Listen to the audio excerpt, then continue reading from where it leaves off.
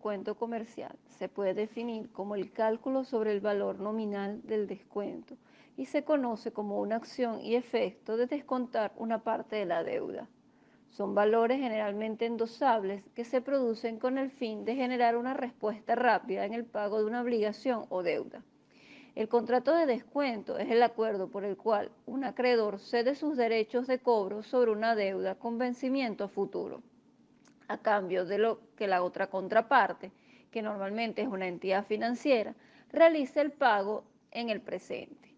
Dicho contrato, al final del plazo de financiamiento, la entidad financiera, como nuevo titular del préstamo, podrá cobrar ante el deudor. En dicho contrato intervienen dos partes: el descontante, banca o entidad financiera que paga por adelantado el crédito, y el cedente, acreedor que cede el préstamo a cambio de la liquidez.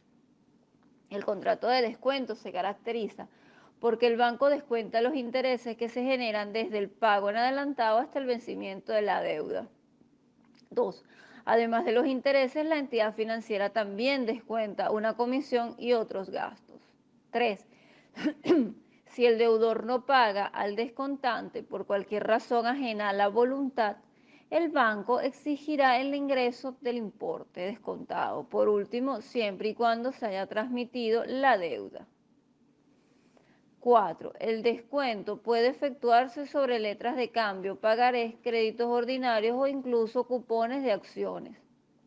Estos últimos son títulos que acreditan el derecho a cobrar dividendos y pueden ser negociables. 5.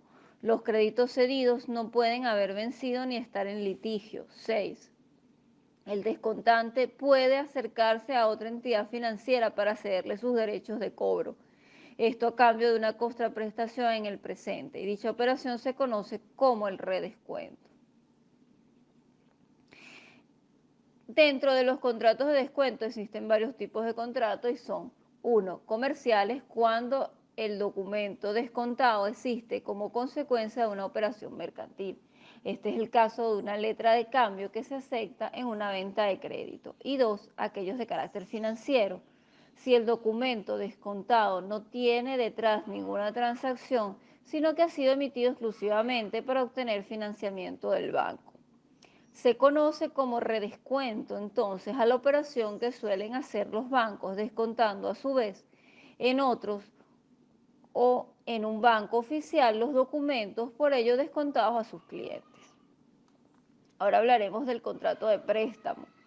El préstamo se puede definir como un contrato real que ofrece dos modalidades. En la primera, una parte entrega una cantidad de cosas que esta última está autorizada para consumir, obligándose a devolverla en el tiempo convenido, en igual cantidad de cosas de la misma especie y calidad. Se suele llamar también mutuo o préstamo de consumo. En la segunda, una de las partes entrega a la otra la cosa no fungible, mueble o inmueble, para que use de ella y la devuelva en un plazo estipulado. Se suele llamar comodato o préstamo de uso, mientras que el mutuo puede ser gratuito o honoroso para comodato, en tanto que el comodato es siempre gratuito. Existe un préstamo de carácter mercantil, tal como lo define el Código de Comercio venezolano, y este se da cuando ocurren las siguientes circunstancias expresadas en el artículo 527 del citado código. Y estas son: 1. Que alguno de los contratantes sea un comerciante, y 2. Que las cosas prestadas se destinen a actos netamente comerciales. Cuando estos préstamos se hacen en tiempos indeterminados, no se puede exigir el pago sin que el deudor sea notificado con una antelación de 30 días, tal como lo expresa el artículo 528.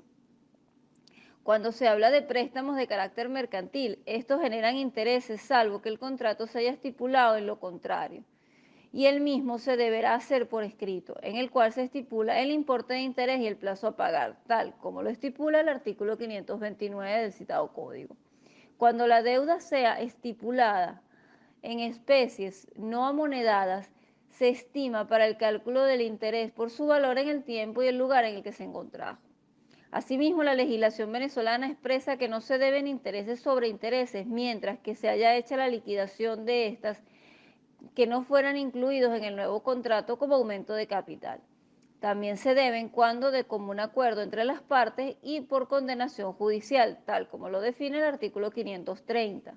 Para presumir el pago de los intereses ya devengados, se procederá entonces a recibir un recibo por el monto de los intereses ya pagados, tal como lo dispone el artículo 531 del citado